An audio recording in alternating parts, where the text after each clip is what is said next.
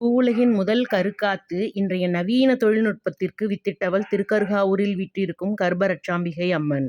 முன்னொரு காலத்தில் சோழ நாட்டில் உள்ள வெட்டாற்றின் தென்கரையில் நித்ருவர் என்ற முனிவர் வேதிகை என்ற தன் மனைவியுடன் இத்தலத்தில் வசித்து வந்தார்.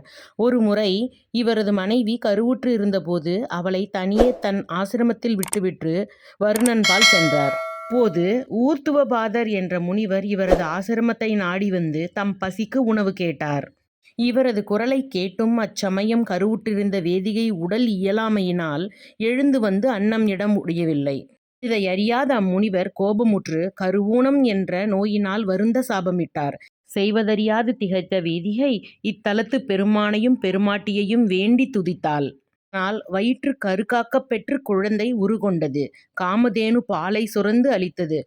அன்றிலிருந்து கருக்காக்கும் கர்ப்பரட்சாம்பிகையாக கருவுற்ற பெண்களை காத்து நிற்கின்றாள்.